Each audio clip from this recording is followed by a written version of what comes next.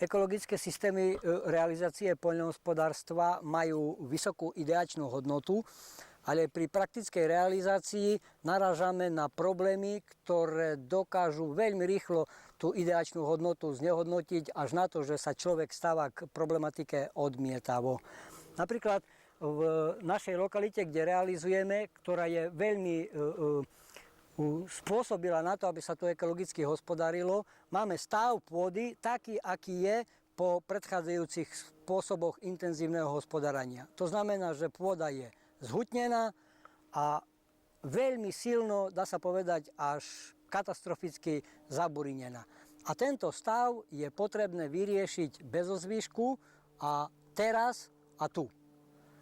V systéme Agrokruh je problematika odstránenia zhutnenia a maximálnej až totálnej zaburinenosti vyriešená riľovacím strojom, ktorý svojím uspôsobením zabezpečuje obrábanie pôdy bez poškodzovania jej štruktúry a pritom s minimálnym príkonom, v našom konkrétnom prípade 1,5 kW, zabezpečuje mechanickú vykonateľnosť operácie na požadovanej úrovni aj v takýchto pre konvenčného poľnohospodára až neriešiteľných podmienkach, aké sú tu na tejto ploche. To znamená zaburinenosť pírom plus nálet konkrétnej rastliny, ktorá je botanicky nazvaná zlatobyľ kanádsky, ktorý patrí do kategórie invazných rastlín, a eliminácia píru a tohto zlatobyľu kanádskeho je možná len takým spôsobom, že sa vyťahne z pôdy úplne celý koreňový systém, zbaví sa zeminy, nechá sa zaschnúť. No a to je tá najkomplikovanejšia a na začiatku najnáročnejšia pracovná operácia pri implementácii systému Agrokruh v rámci ekologického, alebo radšej použijeme termín trvalo udržateľného pestovania zeleniny.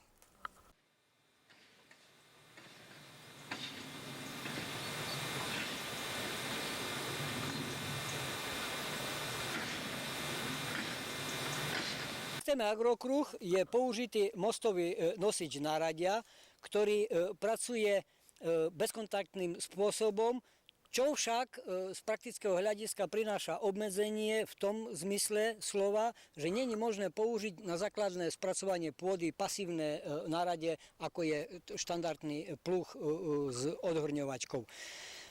Je možné použiť vzhľadom na jeho malú pracovnú rýchlosť len aktívne pracovné náradia a pri aplikácii aktívneho pracovného náradia na základné spracovanie pôdy z technických možných riešení nám vychádzalo najoptimálnejšie aplikovanie tzv. Riľovacích strojov.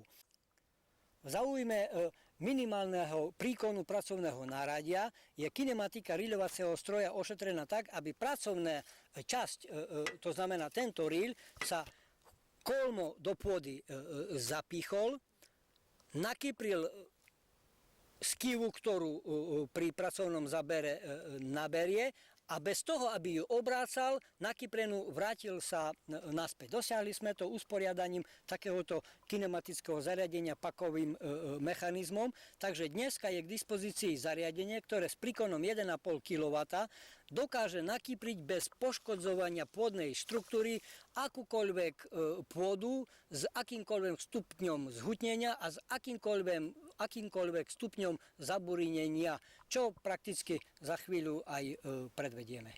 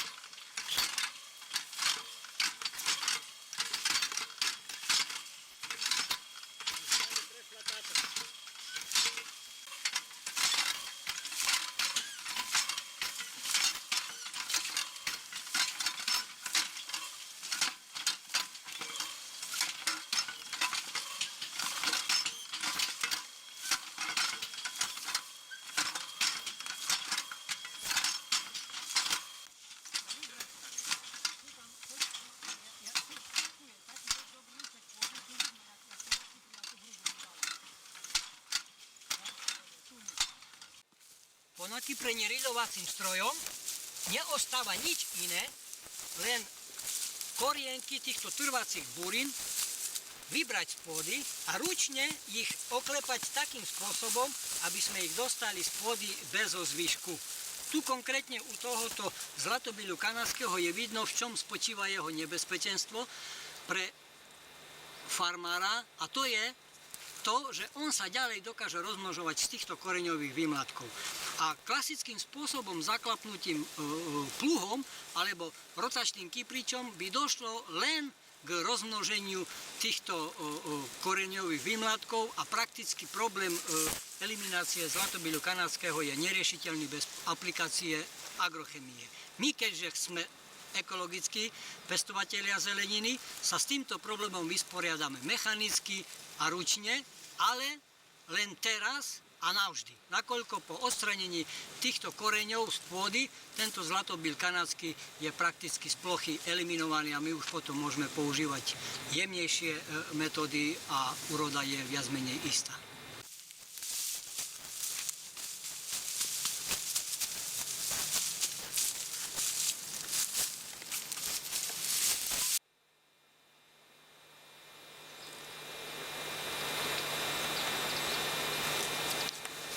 Jeden rok potom, kedy tento na prvý pohľad beznadejný stav sme vyriešili aplikáciou agrotechnického mostu a riľovacieho pluhu, je tu na tejto ploche evidentný, že problém s trvalými burinami, to znamená pcháčom roľným, pyrom plazivým a inváznou rastlinou zlatobyľom kanadským, je bez zvyšku vyriešený. Ostávajú už len klasicky štandardné jednoročné buriny, s ktorými mechanická regulácia nepredstavuje ani energetický, ani časový taký problém, jak trvalé buriny. Tuto na tejto ploche je to vidno. Jednoročné burinky po odkvitnutí sú skosené tak, aby sa semienka kličiace do pôdy nedostali a máme problém vyriešený a môžeme potom pokračovať ďalej v trvalo udržateľnom pestovaní zeleniny skutočne bez akejkoľvek agrochemie a ťažkej energeticky náročnej mechanizácie. Že